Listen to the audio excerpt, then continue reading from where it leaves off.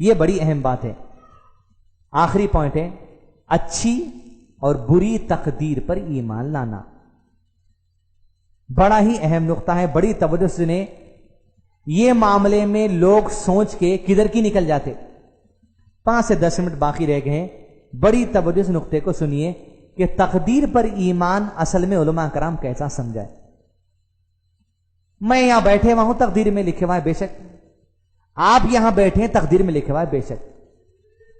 کل کے دن آپ کچھ گناہ کر دیے تھے, تقدیر میں لکھے ہوا تھا, بے شک. شک نہیں ہے. تو تقدیر میں ہر چیز ہو رہی تو گھر میں خالی سوتے پڑے رہ جائیں گے, سب چیز تو ہو رہا ہے. تو پھر یہی سمجھنا کہ تقدیر میں سونا ہی لکھے ہوا تھا. تقدیر کے معاملے میں جو لوگ ذہن لڑاتے, کدھر کی نکل جاتی پتنگ کٹ کے, دکھتے بھی نہیں پھر دور دور تک اسلام میں.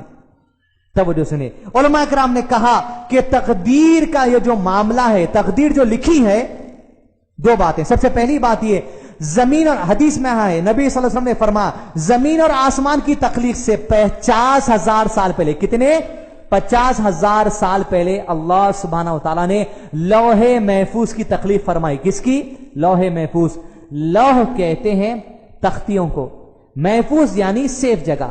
لوح محفوظ یعنی محفوظ تختیاں جس میں قیامت تک ہونے والی تقدیر لکھ دی گئی, مقادیر لکھ دی گئی.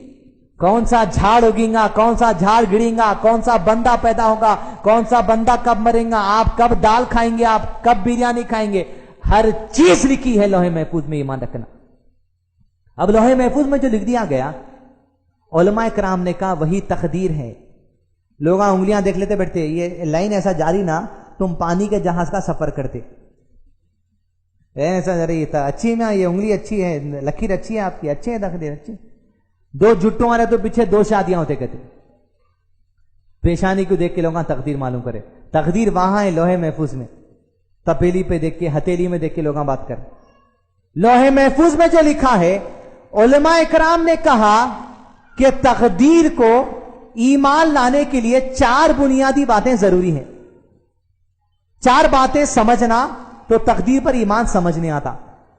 4 بنیاد پہ تقدیر ٹکی ہوئی ہے. سب سے پہلا علم. بولیے, سب سے پہلا علم. کس کا علم؟ بعد میں دیکھیں گے.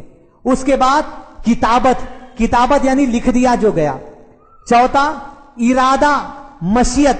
کس کا؟ وہ آگے دیکھیں گے. چوتھا تخلیق. کس کی تخلیق؟ وہ آگے دیکھیں گے. علم, کتابت, ارادہ, تخلیق. علم کیا ہے؟ کس کا علم؟ علماء کرام نے کہا اس بات پر پختہ ایمان رکھنا کہ جو کچھ موجود ہے آپ کے سامنے اور جو کچھ موجود نہیں ہے. آج کیا ہے؟ اتوار ہے, پیر ہے, آپ کے سامنے موجود نہیں ہے. جو موجود ہے, جو موجود نہیں ہے, جس بات کا امکان ہے, اب اس بات کا امکان ہے کہ اپن اٹھ کے گھر کو جائیں گے. جس بات کا امکان نہیں ہے, جس بات کا امکان نہیں ہے, کس بات کا امکان نہیں ہے؟ 15 منٹ سے پہلے تو شاید آپ یہاں سے نہیں جائیں گے, امکان ہے, بیٹھ جائیے. اس بات کا امکان ہے, جس بات کا امکان نہیں ہے. جو بات موجود ہے, جو بات موجود نہیں ہے. اللہ سبحانہ و تعالیٰ نے ایسے تمام چیزوں کی تفصیل اپنے علم میں ہے. کس کے علم میں ہے؟ اللہ کے علم میں ہے. آپ کو علم نہیں ہے منگل کیسا آنے والا ہے, اللہ کو علم ہے. آپ کو علم نہیں ہے یہاں سے کب اٹھ کے جانے والے ہیں, اللہ کو علم ہے. آپ کو جو امکان ہے, آپ کو جو امکان نہیں ہے, آپ کے سامنے جو موجود ہے, آپ کے سامنے جو موجود نہیں ہے, یہ ساری چیزیں کس کے علم میں ہے؟ اللہ کے علم میں ہے. اور وہ علم اللہ سبحانہ وتعالی تفصیلی طور پہ لکھ دیے. اس کے علم میں ہر چیز ہے. یہی تقدیر ہے. دوسرا کتابت. اس بات پر ایمان رکھنا پختہ کہ اللہ تعالیٰ نے اپنے علم سے قیامت تک ہونے والے ہر کام اور وجود میں آنے والی ہر چیز کے بارے میں لکھوا دیا ہے. علم اللہ تعالیٰ کا. کتابت جو ہونے والا ہے, جو نہیں ہوا ابھی آپ کے سامنے, اور جو قیامت تک ہونے والا ہے, سب کچھ اللہ تعالیٰ لکھا دیے. کتنے سال پہلے لکھا دیے؟ زمین اور آسمان کے پہلے ہونے سے پہلے 50,000 پہلے. کہاں لکھا دیے؟ لوح محفوظ میں. علم, سب چیز اللہ کے علم میں لکھ دیا گیا, سب کچھ لوح محفوظ میں لکھ دیا گیا. یہی تقدیر ہے. تیسری بات ارادہ اور مشیت. مشیت کہتے ہیں, مشیت کی باتیں مشیت جانے, یعنی اللہ کی مشیت, اللہ کا ارادہ. اللہ کی سوچ، اللہ کیا چاہتا ہے، اس کی چاہت، اس کی مرضی، اس کا ارادہ، اس کی مشیت، اس بات پر پختہ ایمان رکھنا کہ جو کچھ اللہ تعالیٰ چاہتا ہے وہی ہوتا ہے، اور جو اللہ تعالیٰ نہیں چاہتا وہ نہیں ہوتا، اور اللہ تعالیٰ کی مشیت اس تحریر کے مطابق ہے جو لوح محفوظ میں لکھ دی گئی، وہی ہوتا ہے جو اللہ تعالیٰ چاہتا ہے، وہ نہیں ہوتا جو اللہ تعالیٰ نہیں چاہتا ہے، اور وہ جو ہوتا ہے وہ اللہ تعالیٰ نے جو لوح محفوظ میں لکھ دیا اپنے علم سے وہی ہوتا ہے، جو نہیں لکھا اللہ تعالیٰ، جو اللہ تعالیٰ نہیں چاہتا وہ نہیں ہوتا۔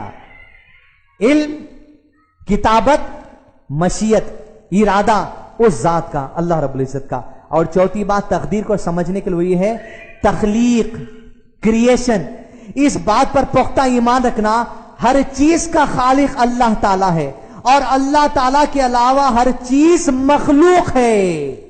یہ تخلیق یعنی جو کچھ تخلیق ہمارے سامنے ہے، جو کچھ ہونے والی ہے، یہ سب کچھ اللہ تعالیٰ کی مخلوق ہے۔ کیا ہے؟ یہ سب کچھ اللہ تعالیٰ کی مخلوق ہے۔ اور خالق کون ہے؟ اللہ سبحانہ وتعالیٰ۔ جو خالق ہے اسی کا ارادہ چلتا ہے، جو خالق ہے اسی کا علم چلتا ہے، جو خالق ہے اسی کی کتابت چلتی ہے۔ مخلوق کی کتابت نہیں چل سکتی، مخلوق کا ارادہ نہیں چل سکتا، مخلوق کی مشیت نہیں چل سکتی، مخلوق کی کتابت نہیں چل سکتی۔ اب کوئی مخلوق ہے ہتھیلی میں دیکھ تقدیر بتا سکتا؟ مشیت، اللہ کا ارادہ جو ہے وہی ہوتا، لوح محفوظ میں جو ہے وہی ہونے والا ہے، بس یہ تقدیر ہے۔ اس کو سمجھنے کے چار باتیں ضروری ہے۔ حدیث میں ہے بخاری شریف 3191، نبی محمد صلی اللہ علیہ وسلم نے فرمایا اللہ تعالی موجود تھا اور اس کے علاوہ کوئی چیز موجود نہیں تھی۔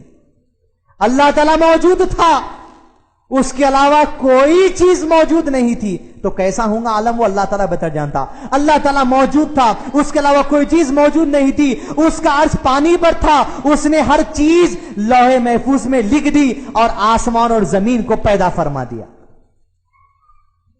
کچھ بھی نہیں تھا لیکن کون تھا؟ اللہ تعالیٰ تھا۔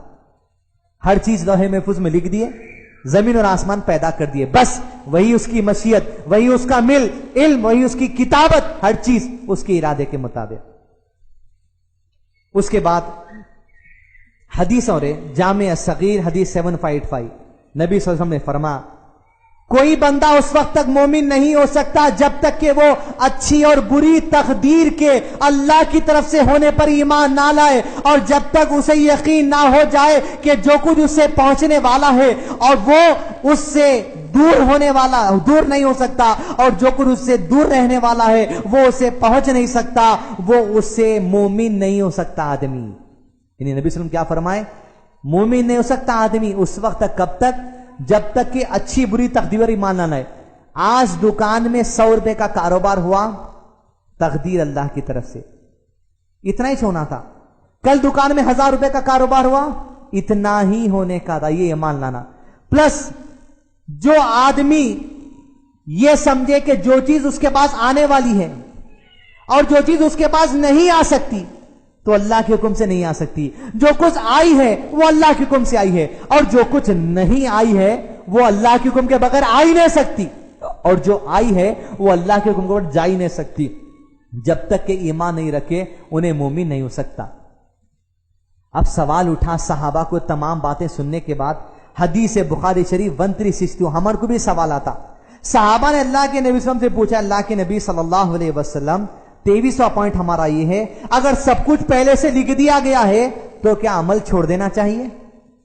سب کچھ پہلے سے لکھ دیا گیا ہے تو کیا عمل چھوڑ دینا چاہیے؟ یہی سوال صحابہ نے کیا۔ بخاری شریف حدیث 1362، نبی محمد صلی اللہ علیہ وسلم نے فرمایا، تم میں صحابہ نے جب پوچھا اللہ کے نبی صلی اللہ علیہ وسلم کے عمل چھوڑ کے بیٹھ جائیں، نبی صلی اللہ علیہ وسلم نے پوچھا تم میں سے ہر شخص کا ٹھکانہ جہنم یا جنت میں لکھ دیا گیا؟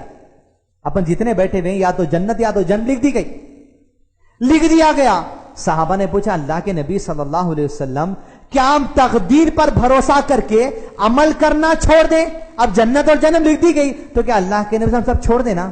یہ سوال صحابہ کو آیا تھا۔ صرف نبی ہی ہو سکتا جو اس سوال کا جواب دے سکتا۔ نبی محمد صلی اللہ علیہ وسلم نے فرمایا عمل کرتے رہو، عمل کرتے رہو، ہر شخص کو اس عمل کی توفیق دی جاتی ہے، اس عمل کی توفیق دی جائے گی جس کے لیے وہ پیدا کیا گیا ہے۔ اگر تم جنت کے لیے پیدا کیے گئے ہو تو جنت حاصل کرنے والے عمل کی توفیق اللہ تم کو دے گا، عمل چھوڑ کے مت بیٹھو۔ اگر جہنم کسی کو لکھ دی گئی ہے، جہنم کے عمل کرتے رہتا پھر عمل کرتے چلے جاؤ۔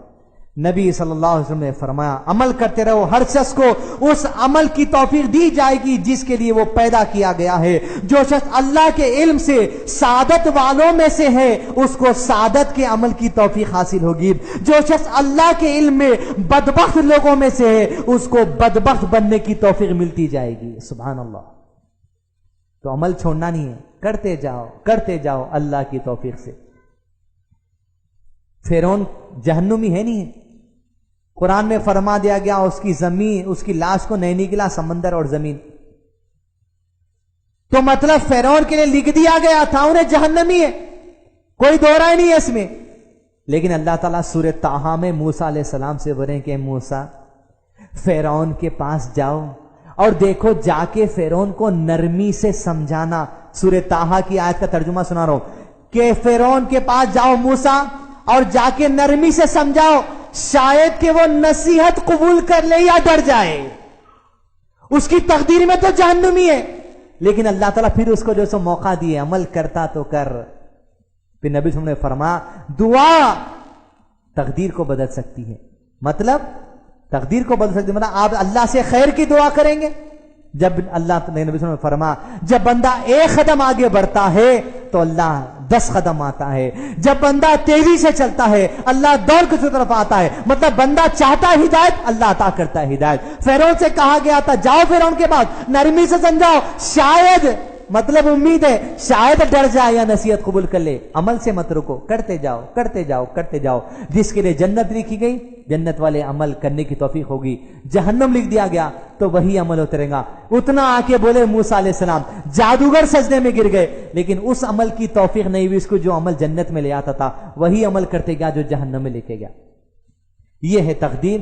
علماء کرام نے بڑی اچھی بات کی، حافظ ابن حجر رحمہ اللہ نے کہا کہ تمام انسانوں کو چاہیے، بڑی اہم بات یاد رکھے جائیے، تمام انسانوں کو چاہیے عبودیت کے معاملے میں جو باتیں واجب کر دی گئیں ان کو پکڑے رکھنا۔ عبودیت کہتے ہیں بندگی کو، بندگی مطلب اطاعت، عبودیت بندگی اطاعت کے معاملے میں جو ہم کو کہا گیا کرو بس۔ ربوبیت کے معاملے میں عقل مت لڑاؤ، مطلب کیسا بنائے کی تقدیر، اب ایسا ہے تو کیسا، ہم اتنے شراباں پی رہے ہیں تو بھائی ہم پیتے جائیں گے بول رہے ہیں اس لیے تقدیر میں لکھے ہوئے، عقل نہیں لگانا۔ تم کو جتنا کہا گیا اتنا کرو، نماز پڑھنا بولے پڑھو، زکات دینا بولے دو، شرک نہیں کرنا بولے شرک مت کرو، بندگی کا حق ادا کرتے رہو۔ ربوبیت کے معاملے میں اللہ جو تخلیق کرا، لوح محفوظ ہے، جنت ہے، جہنم ہے، وہاں عقل مت لگاؤ، جتنا بولو اتنا کرتے جاؤ بس۔ اگر غیب کے باتوں میں عقل لڑائیں گے تم خود غیب ہو جاتے، پھر دکھتے نہیں دور دور تک۔ پوائنٹ نمبر 24 تیزی سے آپ کے سامنے بیان کر دوں، بڑا